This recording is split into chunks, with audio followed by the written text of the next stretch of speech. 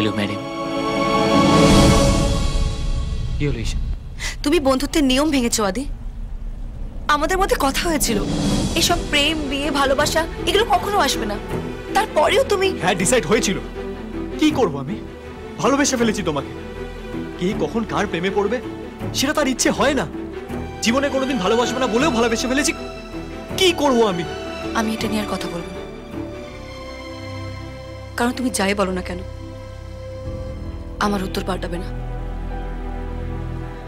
আমি তোমাকে বিয়ে করতে পারবো না আদি। কিন্তু কেন? কারণ আমার একটা অতীত আছে।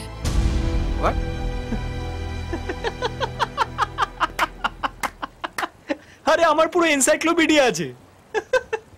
ওকে, আই এম সরি। ঈশা, আমি শুধু তোমার সাথে আমার সারা জীবন কাটাতে চাই। তোমার অতীত নিয়ে আমার কোনো মাথা ব্যথা নেই। আমার আছে।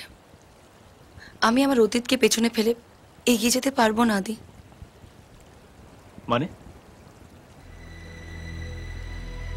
আমার তখন 2 বছর বয়স। আমার বাবা মা ঠিক করলো আমার দায় থেকে মুক্ত হবে। আমাকে অনাথ আশ্রমে রেখে তারা যে যার মতো আলাদা হয়ে গেল। সে ছোট বয়স থেকে আমি জেনে গেলাম আমি একা থাকাটা অভ্যেস হয়ে গেল আমার। একদিন এক ধনী পরিবার থেকে আমার বিয়ের সম্বন্ধ আসে। রাজি হইনি আমি। বর্দি আমাকে অনেক বুঝিয়েছিল, কিন্তু আমি কোনো রকম সম্পর্কে বাধা পড়তে চাইনি। ভয় করত যদি সেও আমার বাবা মার মতো আমাকে ছেড়ে চলে যায়। ছোট বয়সে বিচ্ছেদের কষ্টটা সহ্য করে নিয়েছিলাম, কিন্তু আবার এরকম হলে সেটা হয়তো আমি আর সইতে পারবো না। তাই ঠিক করলাম আশ্রম ছেড়ে চলে যাব, কিন্তু বিয়ে করব না। ঈশা,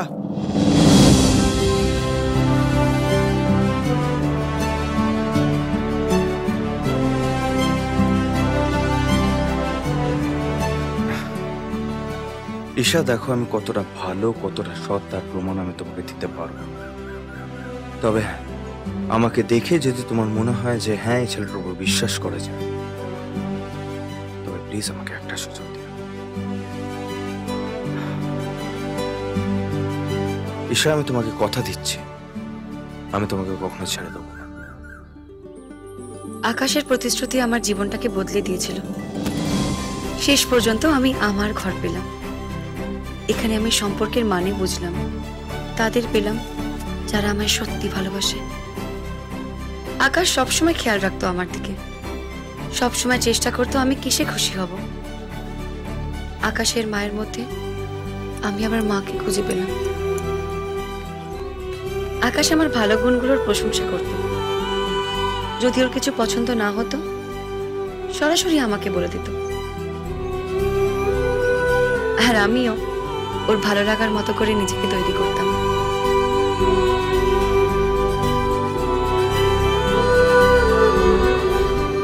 আমার ইচ্ছে অনুযায়ী অনাথ আশ্রমে আমাদের এঙ্গেজমেন্ট হয়েছিল। সবাই খুব খুশি হয়েছিলেন। পুরো দমে আমাদের বিয়ের তোড়জোড় শুরু হয়।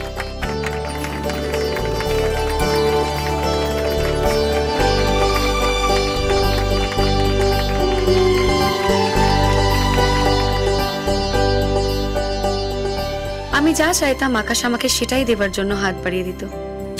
একদিন শখ করে গাড়ির স্টিয়ারিং এ হাত রেখেছিলাম।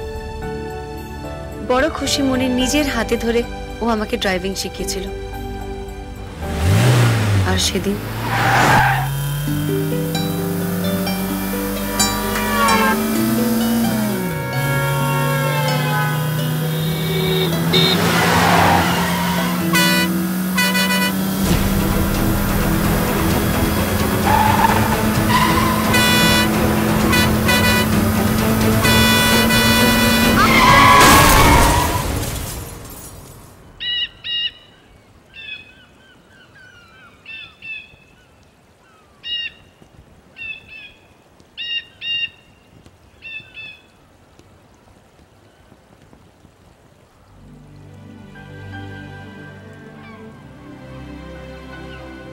সরি,